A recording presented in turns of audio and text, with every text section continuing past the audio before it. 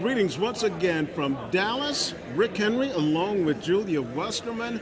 Boy, just 45 days away from the start of the 2024 college football season. Media Days ends on Thursday, and the preseason poll will be released on Friday morning.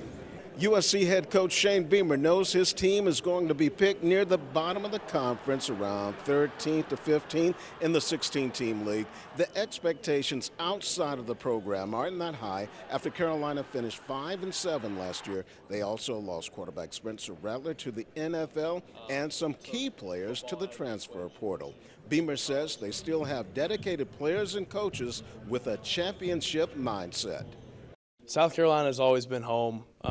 My parents always told me in the recruiting process, choose a place that, if take football out of the equation, that you would want to be school-wise, the city, all that good stuff.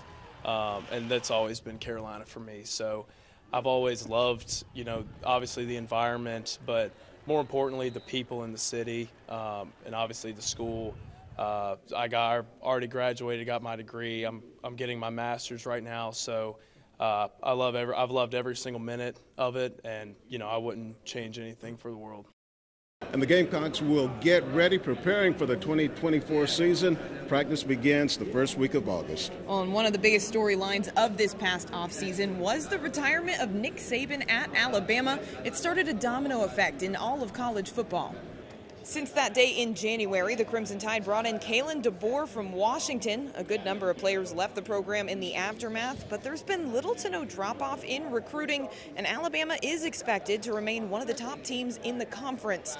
Many of the SEC's coaches touched on Saban's lasting impact this week. The demand for excellence is met by none other than him. So that standard that he set for me, day in and day out, he met himself. And every coach that ever worked with him or for him will tell you that he does it all himself as well. He doesn't hold you to any different standard than he holds himself to. No one have you impacted more than me.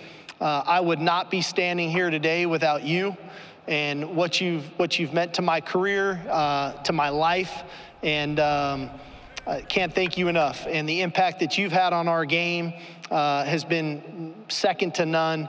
And I just can't thank you enough. I want to be able to publicly do that to you, Coach. Thank you very, very much.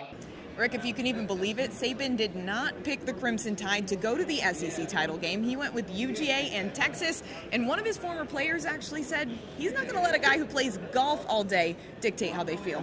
I know what Nick was trying to do. Feed him some of that good old rat poison. We know the rat poison well. Rick Henry along with Julia Westerman reporting from SEC Media Days.